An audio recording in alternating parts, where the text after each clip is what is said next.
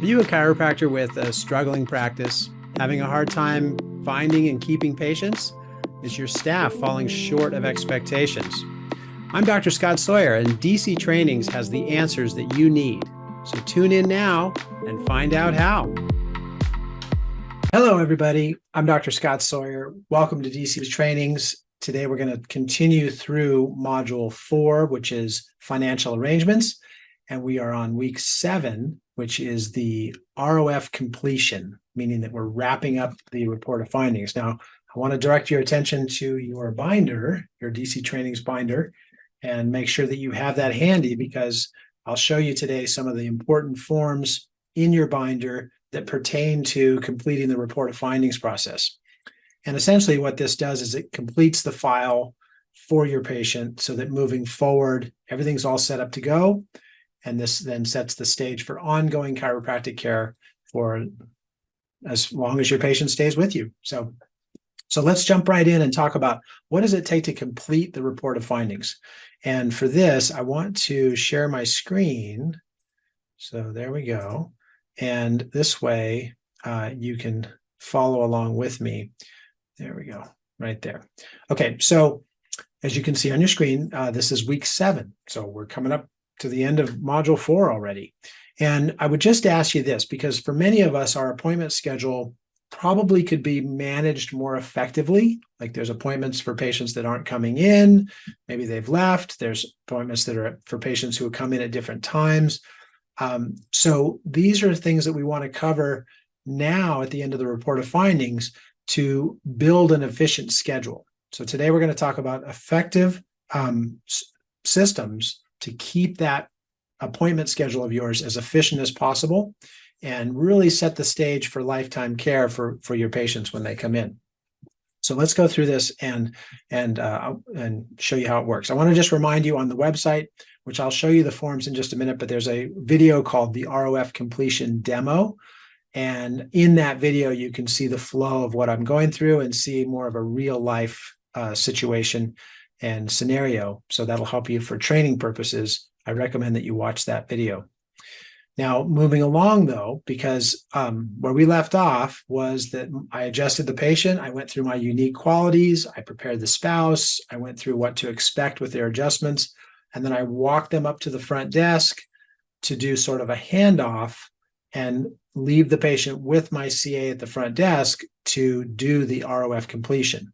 So the first step of that is to complete, let me move my keyboard here so I can go through this, but it is to complete or summarize the care plan and to go through the details of what was recommended for this patient to the front desk. Now, I want to just preface this by saying something, because how many of us have had that situation where we talk to a patient and say, you missed an appointment last week and I can feel it in your spine. So I really recommend that you make up that appointment to stay on course with your adjustments and keep your progress going. Oh yeah, sure, doc, that's great. I'll be happy to do that. And then they walk up to the front desk, and even though it's not very far away, for some reason, they completely forget all about that conversation.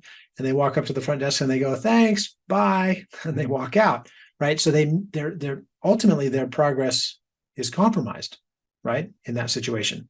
So how can we really dial in making sure that what we covered in the report of findings, as far as our requirements for accepting them as a patient, right? And I've taught you that through this module.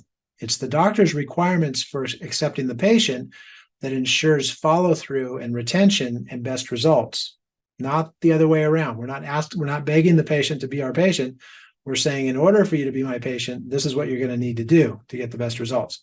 So we want to make sure that we're recapping what we covered in the report of findings to the front desk so that it actually gets followed through with.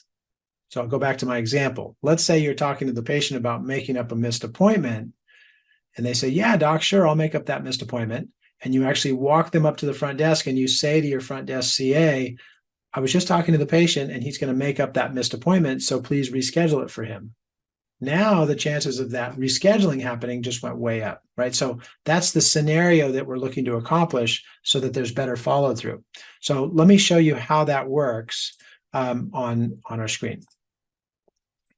Now, the first is we want to be enthusiastic because we've got a patient who just started care. They just had a great adjustment. We want to keep that momentum going. So we want to share these details with enthusiasm. Okay. So let's go through this. The first one is the appointments and milestones. We're going to cover that. What appointments are needed? What milestones are needed? We're going to add in any orientation class or health talks that might be a part of that patient's care. If you have a nutrition class or you're going to give a spinal care class and you want the patient to attend, then that needs to be included in the explanation. The next is we want to go through financial arrangements. What payment arrangements did we agree on in the report of findings that need to be conveyed to the front desk so that they're actually put in place? Is the spouse here with the patient for the report of findings, which may have been relevant if there's a spouse that's going to help them with exercises at home? Are they here? Are they going to be scheduled as a new patient? Does this patient have children who need chiropractic care? And if yes, are they going to be scheduled? These are all the things that we're going to cover in this specific environment. And I'm going to continue with that. I'll show you the scripts in just a minute. So we want appointments for the spouse and children. We also want, there we go. We also want to make sure, again, this is the enthusiasm part. We want eye contact, we want to smile, and we want to anticipate great results. We want a caring handshake. What does that look like? John, it's great taking care of you. I appreciate the chance to help you. Just want to shake your hand and say, thank you for coming in. It was a great adjustment today. We're off to a great start, and I'm looking forward to seeing much better results as we move forward. Right? That's a real sincere way to say thank you. And it gives a good line in the sand for you to be able to turn now and leave the front desk and go back to taking care of other patients, leaving your patient in the hands of the front desk who's very capable about doing the rest of the ROF completion, right? So that's where we would leave that and we would walk away. Now the CA is going to take over. So when the CA takes over, there's more to be done, right? What is the CA going to do? Schedule all the appointments that the doctor just described, okay? The CA is also going to schedule the recurring payments. And those payments, if you're doing this correctly, there's going to be 12 of them or one. If they're going to prepay for the care plan, there will be one. If there's going to be 12 of them, those are going to be pre-scheduled, usually on the same day of the month as the day that the report of findings happen. So if today is the 18th of the month, then the 18th of each subsequent month is when that payment is going to be processed to go through, right? So you would pre-schedule those. We also want to pre-schedule the milestones. So if the patient has a re-exam that's going to be scheduled or another follow-up x-ray, those are all pre-scheduled. Now, aside from the fact that it's nice to have a roadmap, it's also great because when it comes to taking care of the patient, doctors, you can remind the patient about these milestones. What does that look like? John, I can see great progress here with your neck adjustments. Gosh, this is really fantastic. And you know what? We have 3 weeks left until your new exam, and I'm looking forward to that. So don't fall off track right now. Stay the course with your appointments because we're really looking forward to measuring your progress, right? If those milestones are in place, it gives you something to shoot for beyond just the next adjustment. It gives you a goal, and it gives your patient a goal that they can strive for with you. So we don't want to miss out on that opportunity.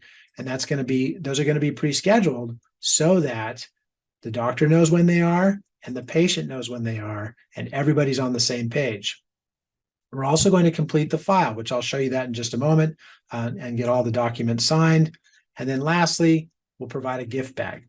And the gift bag, which I don't have a sample right here, but it has things with your logo on it. Maybe there's an ice pack with your logo. Maybe there's a magnet that goes on the fridge with your logo. Maybe there's just something nice that just says, thank you so much. We're so happy that you're part of our family of patients now. Looking forward to taking care of you. Here's something to take home. And of course, as a promotional marketing tip, put your logo on it, but give them something to take home as a gift for starting care with you. So that would be the gift bag. And once that's done, there's still more to do, right? To complete the file. So to complete the file, the CA, the report of findings CA is going to complete the report of findings visit. They're going to fill in the enrollment tracking form, which I'll show you in just a minute. They're going to put in a reminder for the doctor to make a follow-up call after the first adjustment, just to make sure that the patient is comfortable. Now, I know these days, not as many people answer their phones, so you could do a follow-up text, but there should be some kind of a follow-up that says, hey, thanks for joining us. Thanks for being a patient here, and we appreciate you. And check out this video, or just wanted to check in and make sure you were comfortable. And that follow-up call is important for that. An office tour reminder. Now, what does that mean? That means that the next time that a patient comes in after their report of findings, likely in most cases, this will be their third visit, right? New patient, report of findings, and first adjustment after the report of findings, the third visit. Give them a nice tour of your office. Welcome them into your practice as if you were welcoming a friend into your home for the first time, or as if this is a patient that's going to be staying with you for years to come. Make your office the Taj Mahal. Show it off, showcase it, walk them around, show them where the restroom is, show them where the water cooler is, show them how to check in, how to check out, where to go to get adjusted, that whole flow. Because prior to the report of findings, and even during the report of findings, their focus is not around that. It's around, can this office help me? How much is it going to cost? How much is it going to take? Or how long is it going to take? They're not thinking about, oh yeah, I'm going to be spending time here. So that's the time to do an office tour is not on the first or second visit. It's on the third visit. And then scan the whole file to be saved, because most of us don't use paper files anymore. Saves a lot of space. Scan it into a digital storage system, and away you go. So that really wraps up this ROF completion section. And hopefully from these steps that I've shown you, and actually, I'm sorry, I almost forgot one because I have to show you on the website. But hopefully from these steps, you're going to have a much clearer idea of what you want to accomplish at the end of the report of findings. So here's our website, and I'm going to scroll down to week 7 right here. And these are all the materials that I'm going to show you. These are all available on the website 24/7, anytime you need them. And so let me just show you. Here's the ROF completion outline. So this shows the complete steps of what I just showed you. You can print this out, take it to your office meeting, and use it for a training tool. So that's the first one. The second one is the enrollment tracking. This is important, doctors, because after the first adjustment, your CA can send you home, or you can leave the office with a list of the patients that had their report of findings, and you can call them and check in and make sure they were comfortable after their adjustment. That's number one. Number two, there's another really good value to this, and that is that if your patients or if you want your office to be running on autopilot, at the end of the day, this can be sent home to the doctor to let you know who had report of findings, that's over here, how to get in touch with them over here, what the date of their new patient appointment was. Number two, did their report of findings happen within 1 week of that date? Number three, who was with them for the report of findings in case you call and somebody else answers the phone? Number four, did they start care? Number five, how did they pay? Did they do monthly enrollment? Did they prepay? And then 6 and 7, I think that's the same thing. How did they pay? 8, how much did they pay? And number 9, who did the report of findings? See, this is how you really grow your practice and build sort of an autopilot practice. So maybe you're on vacation for a week, but you want to make sure your practice was running smoothly while you were gone. This should be sent to you each day. If you're in the practice, then take this at the end of the day, call your patients, check in on them, and make sure that they were comfortable. Okay, so let's keep going though. All right, so that was the enrollment tracking, which that's on the website. You can fill it out there, or you can print it out there and then just fill it out. The professional fee schedule lets your patients know what your charges are, what normal and customary fees would look like for each of the services that you provide. The terms of acceptance. These are the terms that spell out exactly how you're going to take care of your patients. Do you focus on subluxation correction only? Well, if you do, you have to let them know that you're not going to diagnose anything else. You're not treating them for anything else. So this is really ideally geared towards the subluxation-based chiropractor, which I am. I know many of you are. It's a very focused way to practice and take care of your patients. And as a bonus, your malpractice insurance will love this form, because I know for my malpractice, they give me a discounted rate because I have the terms of acceptance on file for every patient. So that's a nice bonus. The chiropractic care agreement, this spells out exactly what to expect during the care plan, the services, patient cooperation, new injuries or a change of condition, no guarantee of results, cancellation, discontinuing care, and refunds are all on there. So these are all really important. This is almost like your chiropractic care contract, although I don't like to call it a contract, but this is the framework of how that care plan is set up. And if there's any challenges that arise, this covers you and makes sure that you come out still maintaining a positive relationship with your patient. So that chiropractic care agreement is signed by the patient and dated, and also signed by the CA who goes over it with them. And then lastly, if there's a workers' compensation case and you want to be able to take care of the patient for an area of their spine that's unrelated to an industrial injury, you can simply have them sign this form, and it separates those two conditions so that you can take care of a patient for the workers' comp injury, and at the same time, you can take care of them for other aspects that they require care, and there won't be a conflict where the workers' comp is saying, why are you charging this patient when they have a work injury?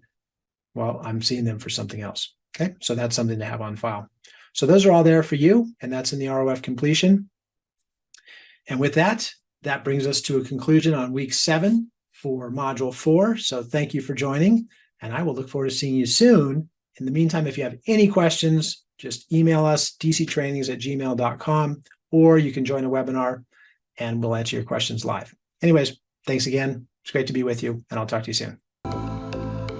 If you would like to become a member of DC Trainings, be sure to head on over to dctrainings.com to get started today.